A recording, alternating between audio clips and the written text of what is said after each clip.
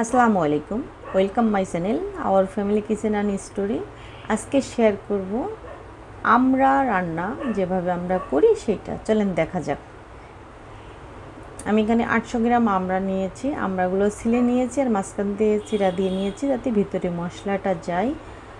আর এখানে সবুজ অংশ কিন্তু নাই, সবুজ অংশের টক থাকে, এই জন্য ফেলে দিয়েছি, ওইভাবেই ছিলে নিয়েছি।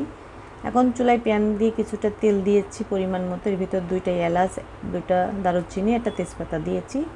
এর ভিতর বড় সাইজের একটা পেঁয়াজ বাটা দিয়ে দিলাম, দিয়ে হালকা করে ভেজে এর ভিতর 1 চামচ রসুন বাটা,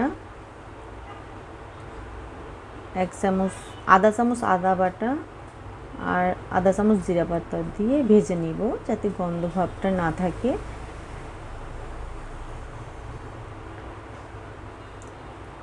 ভেজে আমি এর ভিতর দিয়ে দিব অল্প একটু পানি দিব যাতে করে সুন্দর করে কষায় নিতে পারি। আর খেয়াল রাখতে হবে মশলাটা পুড়ে না যায়।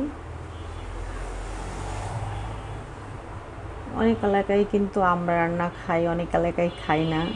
এর ভিতর দিচ্ছি লবণ স্বাদ মতো, আধা চামচ হলুদ দিয়েছি আর 1 চামচ দিয়েছি মরিচ। এটা কিন্তু টক, সেজন্য কিন্তু একটু ঝালটা কম দিতে হয় না, ঝালটা বেশি হয়ে যায়। এক এক এলাকায় এক এক রকমভাবে খাই। আমি আজকে নারকেল দিয়ে রান্না করতেছি আমড়াটা। আর কিছু দিয়ে দিলাম চিংড়ি মাছ। দেখা যায় অনেক এলাকায় আমরা রান্নাটা খাই না, আমাদের এলাকায় খাই, ভালো লাগে আমার কাছে খুব। আর আগে থেকে কেটে রাখা আমড়াগুলো দিয়ে দিলাম।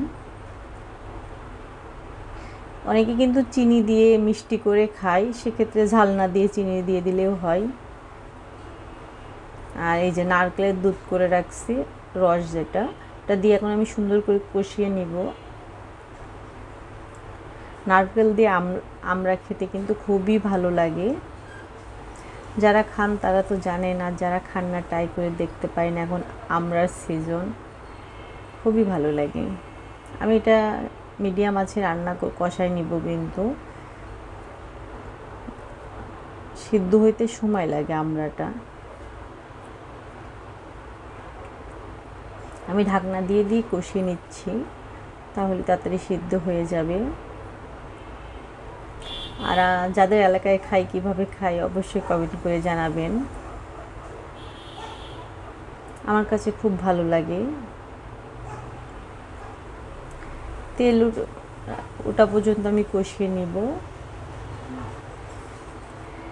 তরকারি কিন্তু যত ভালো কষাবেন, তরকারি বলেন মাছ মাংস বলেন, তত কিন্তু ভালো খেতে লাগে।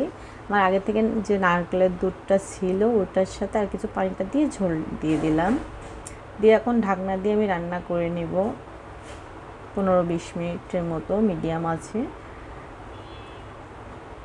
আর 3-4টা দিয়ে দিলাম কাঁচামরিচ।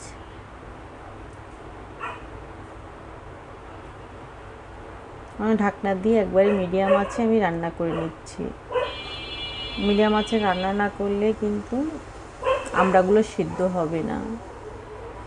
দেখেন আমার আমড়াগুলো কিন্তু সিদ্ধ হয়ে গেছে। এই পর্যায়ে আমি নামিয়ে নিব, ঝোলটা আরও ঠান্ডা হয়ে গেলে টেনে যাবে। দেখেন ফাইনালি আমার রান্না হয়ে গেছে। আমার ভিডিওটা যদি আজকে ভালো লেগে থাকে আমার চ্যানেলটা সাবস্ক্রাইব করে প্লিজ পাশে থাকবেন। এই যে আমার ফাইনাল লুক, কত সুন্দর হয়েছে, খেতেও কিন্তু ভালো লাগে, আমার খুব ভালো লাগে। সবাই ভালো থাকবেন। আজকে এই পর্যন্ত, আল্লাহ হাফেজ, আসসালামু আলাইকুম।